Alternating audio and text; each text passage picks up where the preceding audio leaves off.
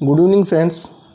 आज हम पढ़ेंगे डायरेक्ट नरेशन, जो कि बच्चों को बहुत हार्ड लगता है ये टॉपिक, लेकिन शायद आज के पढ़ने के बाद आपको ये कहने को नहीं मिलेगा कि ये टॉपिक बहुत हार्ड है। So let start. देखिए, सबसे पहले हम इसको जानेंगे, डिटेल में इसको हम बाद में पढ़ेंगे। पहले हम इसकी बेसिक नॉलेज जानेंगे। Ram said to me you did not take lunch. ये एक सेंटेंस है डायरेक्ट का, यहाँ से लगा के यहाँ तक का। इसके दो पार्ट होते हैं। एक पार्ट होता है यहाँ से लगा के यहाँ तक का, और एक पार्ट होता है यहाँ से लगा के यहाँ तक का। इसको इनडायरेक्ट के बाहर वाला पार्ट बोला जाता है, इसको इनडायरेक्ट के अंदर वाला पार्ट बोला जाता है। इस पार्ट को बोला जाता है रिपोर्टिंग वर्ब, और शॉर्ट रूप में बोला जाता है आरबी। इसको रिपोर्टेड स्पीच बोला जाता है, और शॉर्ट में बोला जाता है आरएस। तो कितने पार्ट हुए? 2 पार्ट हुए, रिपोर्टिंग वर्ब और reported speech. Is that clear? Next बात आती है कि चेंजमेंट किस में होते हैं, कौन से पार्ट में ज़्यादा चेंजमेंट होते हैं। तो ज़्यादा चेंजमेंट जो होंगे मेनली आरएस में होंगे, यानी कि रिपोर्टिंग स्पीच में होगा। और कौन कौन से होंगे?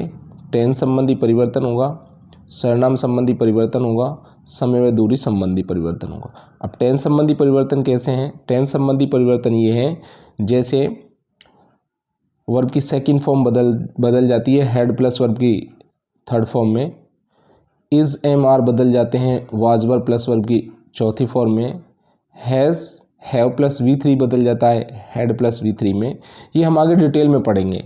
ये तो हुआ टेंस संबंधी परिवर्तन। सर्वनाम संबंधी परिवर्तन क्या होता है? जैसे ये सर्वनाम संबंधी है, ये सर्वनाम लिखे हुए हैं I my me we our us, you your you, he his him, she her her, it its it, they their them. ये सब क्या है? प्रोनाउन सारणी है। तो ये परिवर्तन होते हैं।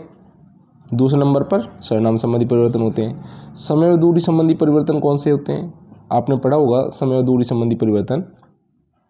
दिस दैट में बदल जाता है, दीज दोज में बदल जाता है, टुडे दैट डे में बदल जाता है, यस्टरडे द प्रीवियस डे में बदल जाता है, अगो बिफोर में चेंज हो जाता है। तो ये कौन से हुए? समय और दूरी संबंधी परिवर्तन, टाइम एंड डिस्टेंस संबंधी परिवर्तन। तो ये 3 परिवर्तन किस में होंगे? ये तीनों की तीनों परिवर्तन होते हैं आपके आरएस में, यानी कि रिपोर्टेड स्पीच में, और शॉर्ट फॉर्म क्या है? आरएस। अब बात आती है रिपोर्टेड वर्ब में क्या चेंजमेंट होता है। तो रिपोर्टेड वर्ब में कोई चेंजमेंट नहीं होता। इधर भी क्या है? सेड टू है, पास्ट टेंस है। जब हम चेंज करेंगे तो सेड टू को क्या कर देंगे? हम टोल्ड कर देंगे। तो इसमें कोई खास परिवर्तन नहीं होता है।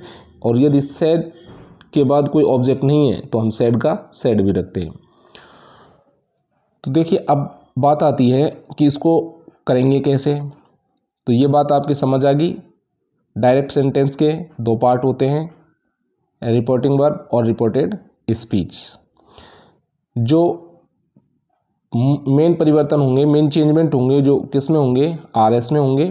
टेंस संबंधी परिवर्तन होगा, सर्वनाम प्रोनाउन संबंधी परिवर्तन होगा, समय व दूरी संबंधी परिवर्तन होगा। अब देखिए कैसे बदलेंगे इसको। अब आपको यहाँ समझना है।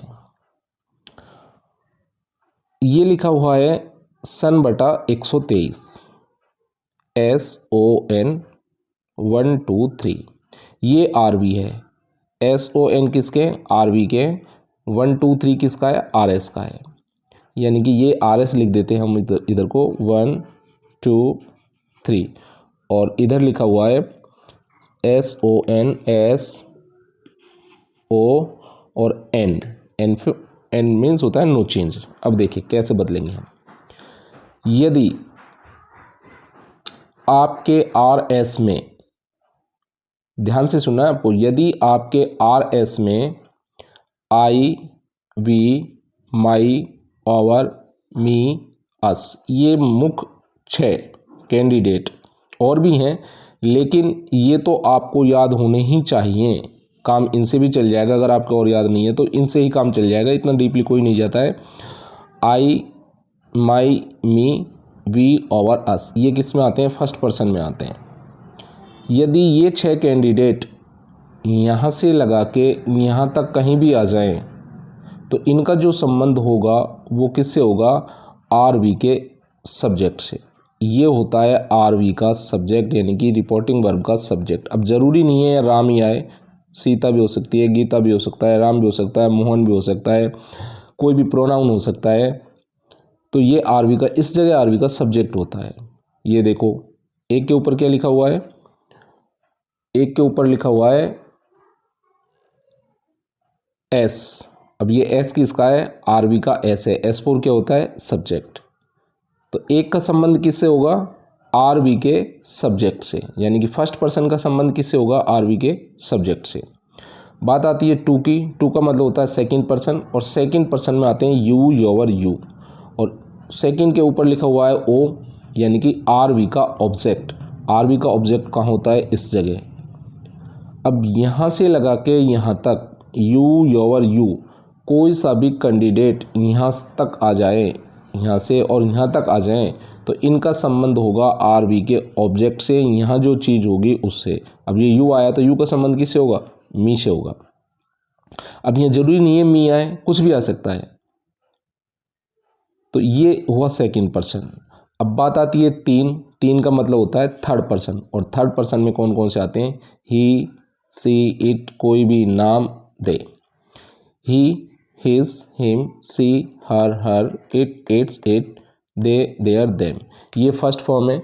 ये कौन सी फॉर्म है, फर्स्ट। ये कौन सी है, सेकंड। ये कौन सी है, थर्ड। ऐसे ये फर्स्ट है, ये सेकंड है, और ये सेकंड की थर्ड है। ऐसे ये फर्स्ट की फर्स्ट फॉर्म है, ये फर्स्ट पर्सन की सेकंड फॉर्म है, और ये फर्स्ट पर्सन की थर्ड फॉर्म है। तो ये क्या है, तीन। तीन का मतलब होता है थर्ड पर्सन। थर्ड पर्सन में बड़ी फैमिली है, ही, सी, इट, कोई भी नाम, और दे। इसके ऊपर लिखा हुआ है एन। क्या लिखा हुआ है, एन। और एन का मतलब होता है नो चेंज। क्या होता है, नो चेंज। यानी कि ये 12 सदस्य जो आपको दिखाई दे रहे हैं, और किसी का नाम भी हम ऐड करें, यहाँ से लगा के यहाँ तक आपको कहीं भी मिल जाए, उनमें आपको कोई भी चेंजमेंट नहीं करना है। आपको जैसा मिलेगा, जो फॉर्म मिलेगी, उस फॉर्म को आपको बिल्कुल इनडायरेक्ट बनाते समय वापस जो का त्यों उतार देना है। ही मिला तो ही, हर मिला तो हर, देयर मिला तो देयर, यानी कि कोई बदलाव नहीं करना है। बदलाव किन में होगा, फर्स्ट पर्सन और सेकंड पर्सन में होगा। फर्स्ट पर्सन किसके अकॉर्डिंग बदलेगा, आर वी के सब्जेक्ट के अनुसार। सेकंड पर्सन किसके अकॉर्डिंग बदलेगा, आर वी के ऑब्जेक्ट के अनुसार। थर्ड पर्सन नो चेंज, जैसा आपको मिलेगा वैसा कि वैसा आपको वापस रिपीट कर देना है, वही की वही फॉर्म। तो ये फ्रेंड्स इसकी एक डिटेल थी शॉर्ट रूप में, जो आपको पहले ये समझना ज़रूरी था कि ये पार्ट कौन सा होता है, ये पार्ट कौन सा होता है, किस में चेंजमेंट होते हैं, किस में चेंजमेंट नहीं होते हैं, कौन कौन से चेंजमेंट होते हैं। तो फ्रेंड्स ये था डायरेक्ट इनडायरेक्ट की बेसिक नॉलेज, और बेसिक नॉलेज होना बहुत ज़रूरी है। विदाउट बेसिक नॉलेज के हम आगे इसको नहीं समझ पाएंगे, इसलिए समझने के लिए इसकी पहले बेसिक नॉलेज आवश्यक थी, और वो आपको बताई गई है। अब आपके माइंड में ये रहेगा कि किस में बदलाव होगा, किस में नहीं होगा, तो आपको कुछ ना कुछ यहाँ से सीखने को ज़रूर मिला है। नेक्स्ट वीडियो में हम पढ़ेंगे इसके डिटेल में। तो हमारा चैनल महेश पोलाइट स्टडी को देखना न भूलें। आप इसको सब्सक्राइब करें और करवाएं, कमेंट करें, और इसको शेयर भी करें। बहुत ही अच्छे तरीके से आपको टॉपिक पढ़ाए जाएंगे इंग्लिश के, और बहुत ही इजी तरीके से आपके वो समझ भी आएंगे। सो फ्रेंड्स नेक्स्ट वीडियो को आपको इंतज़ार करना पड़ेगा, और वो वीडियो आपको कल मिलेगा। तब तक के लिए good evening and good bye.